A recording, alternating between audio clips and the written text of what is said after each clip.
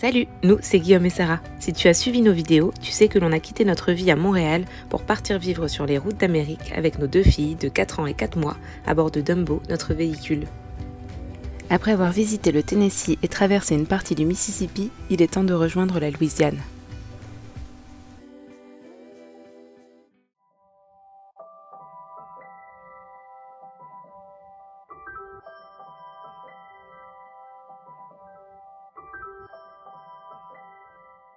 Mais avant, ce matin, nous avons grand besoin de souffler.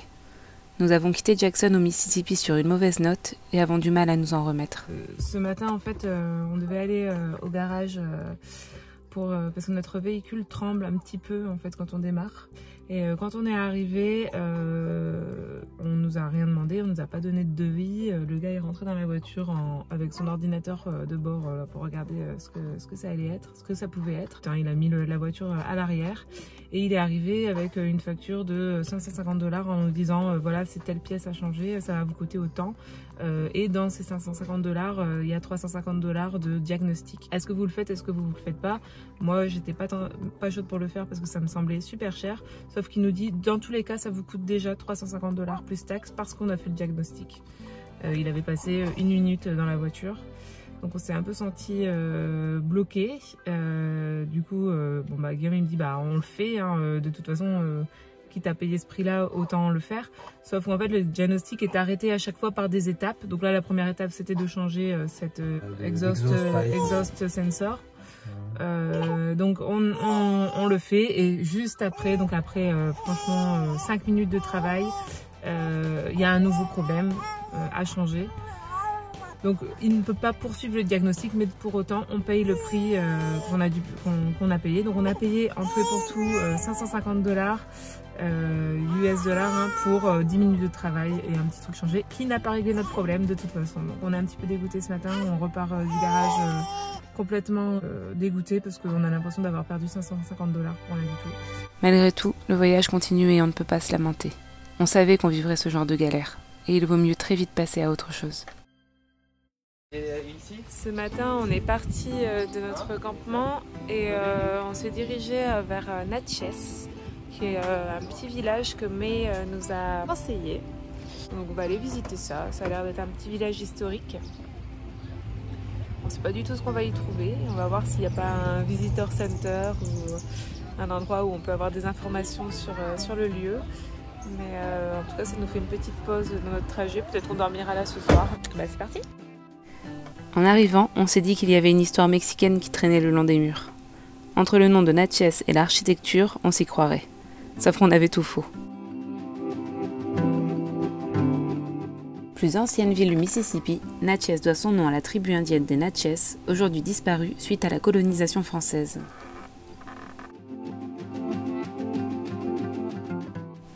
On déambule dans les rues. Il fait chaud, mais chaque rue nous rappelle le passé colonial. Nous découvrons des maisons plus belles les unes que les autres, un peu à la manière d'une chasse au trésor. D'ailleurs, nous suivons les flèches au sol qui nous indiquent la marche à suivre. On apprécie la douceur de cette ville au bord du fleuve Mississippi, que nous voyons pour la première fois. Et voilà le fameux fleuve Mississippi. Petit fleuve. Il est né sur les bords du fleuve Mississippi. On profite d'un petit arrêt au Visitor Center de Natchez pour pique-niquer. C'est sympa. Pique-nique ultra fancy. Petit jardin à la française, magnifique. Ouais, c'est joli.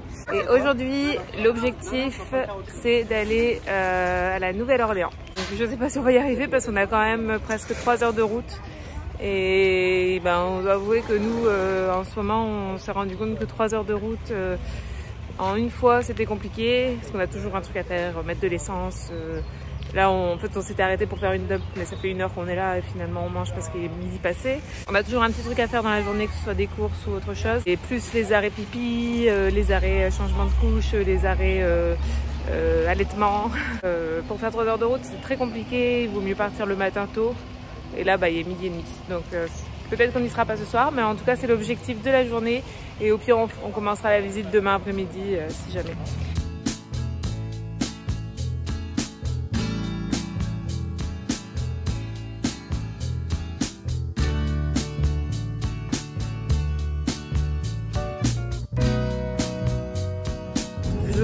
longue. On a fait 4 heures de route aujourd'hui. On a tous marre. Je me retrouve à l'arrière avec les filles. On a chaud. La clim ne fonctionne pas parce qu'on roule pas. Enfin, elle ne fonctionne pas très bien. On est à l'arrêt en train d'attendre qu'un train passe. Il nous reste 7 minutes de route. Mais on n'en peut plus. Rosie a été super sage. Elle a dormi pendant toute la route. Elisa, elle a été super sage. Mais elle a eu faim pendant toute la route. Et on va avoir hâte d'arriver sur notre super parking de Walmart. Et à la Nouvelle-Orléans. À la Nouvelle-Orléans. Donc on va pas rester, je pense, ici très longtemps. C'est une grande ville, en général on évite, mais on avait envie de venir voir quand même, parce que ça a l'air sympa. Et que Guillaume est très fan de musique. Après une matinée les plus compliquées, nous voilà enfin partis à 14 h pour la Nouvelle-Orléans. Guillaume a failli mourir en essayant de serrer un joint. Alors l'histoire commence ce matin à 11 h. Quand il a eu la bonne idée, en attendant que notre prochaine vidéo se publie, parce qu'on avait du wifi, de changer quelque chose en dessous de l'évier, je sais même pas quoi. Ah, il y a une fuite, alors deux petites fuites. Alors. Et en fait, à 13h30, il y était encore. Et sachant que c'est pas du tout la journée, parce que c'était la journée qu'on avait prévue pour visiter la Nouvelle-Orléans, qu'il fait super chaud. Dans le campeur, il devait faire 35 degrés. Ça se voit d'ailleurs, je pense qu'on est un peu poisseux. Et en plus, on était sur le parking du Walmart de la Nouvelle-Orléans, donc vraiment pas celui sur lequel on a envie de rester. Bref, c'était pas la journée pour ça. Du coup, il est 14 h, on s'en va. Bref, donc c'est parti pour la Nouvelle-Orléans. Yeah.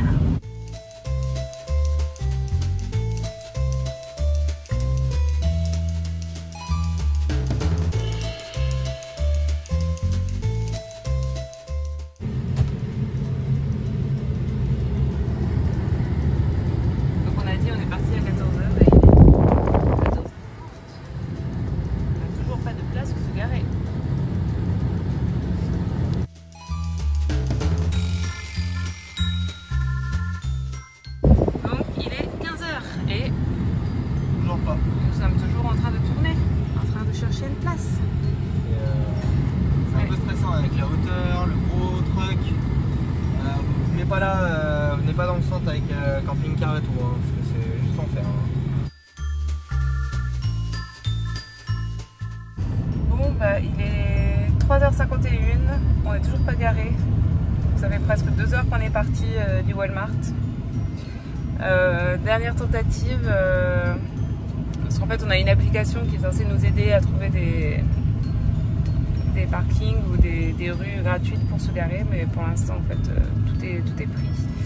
Donc on essaye une dernière rue, un dernier quartier où il y a pas mal d'endroits où se garer normalement, qui sera un petit peu plus éloigné. Et puis bah sinon je crois qu'on va laisser tomber. Tant pis. Il est 16h20 et ça y est, on est garé, on n'est pas sûr de... J'ai demandé à la police. On n'est pas sûr de l'endroit en fait, on n'est pas sûr de vraiment avoir le droit d'être ici, on pense que oui. Je vais dire là, le ras-le-bol là, ça fait 2 heures que je tourne, je tremble de nervosité, j'en peux plus. Alors là franchement, la Nouvelle-Orléans plus jamais je reviens. On arrive forcément dans le moment le plus crowded, où il y a le plus de monde, forcément. On pensait que le Jazz Fest était terminé. Mais non, donc nous y voilà.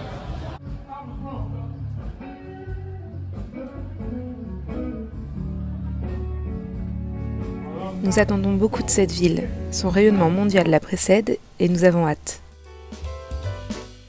La musique résonne à chaque coin de rue. Les clubs de jazz ont ouvert leurs portes, ça sent le cigare, ça discute et ça fait la fête. On se prend vite au jeu. On a été un petit peu au parc et puis là bah, il est tard, du coup il est 18h30, enfin il est tard pour commencer les visites d'une ville quoi. Mais bah, c'est pas grave, ce soir on va pas regarder l'heure. Ouais, on se balade. On va visiter, là on arrive au Jackson Square qui est un point névralgique. Voilà, assez touristique apparemment de la ville. Et puis après on va aller manger en écoutant de la musique peut-être. Ah oui. Voilà. Ah oui. C'est la fête ce soir. On est déjà en fin d'après-midi et finalement c'est pas plus mal. Il fait un peu moins chaud et le quartier français qu'on appelle le Carré se pare de ses plus belles couleurs et lumières.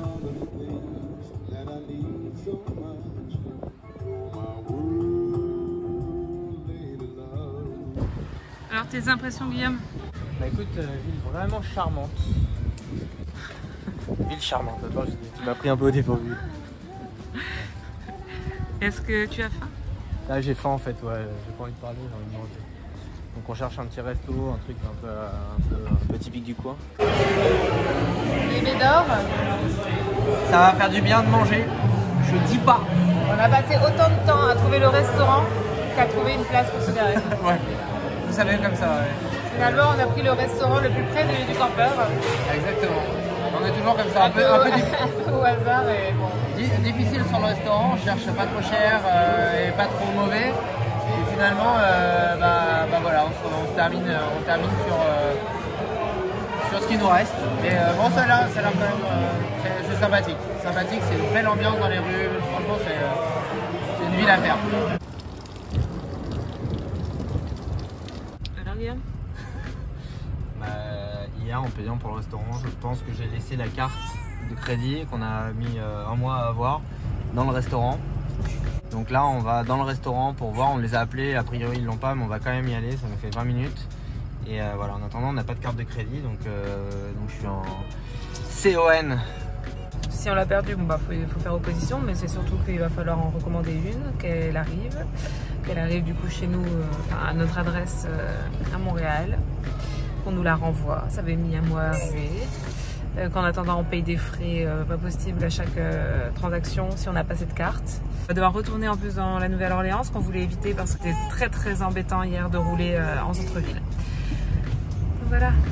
Bon, finalement on est allé au restaurant où on pensait avoir oublié la carte de crédit et il ne l'avait pas. J'ai cherché un peu partout, elle était nulle part, donc on va bloquer la carte, on va en recommander une.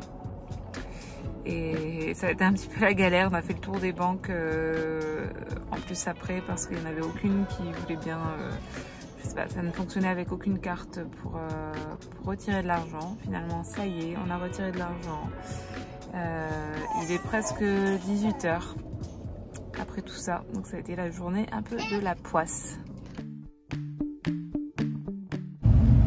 Salut! On a eu une super bonne nouvelle hier soir avant de se coucher. Le restaurant nous a appelés, ils avaient retrouvé notre carte. Heureusement, on n'est pas parti de la Nouvelle-Orléans, on est toujours sur le parking du Walmart. Parce que hier soir, on est tellement rentré tard qu'on est resté là. Et donc, on va aller la chercher ce matin. Du coup, on se retrouve encore à la Nouvelle-Orléans aujourd'hui. Alors qu'en fait, on a passé que 5 heures dans la ville, mais bon, on aura retiré de l'argent et passé la journée à chercher une banquière un peu pour rien, mais finalement, on est super contents. On reprend donc la route soulagée en direction des Bayous. La semaine prochaine, c'est avec les alligators que nous dormirons. Alors si toi aussi tu veux embarquer à bord de Dumbo, like, commente et surtout abonne-toi. À samedi prochain!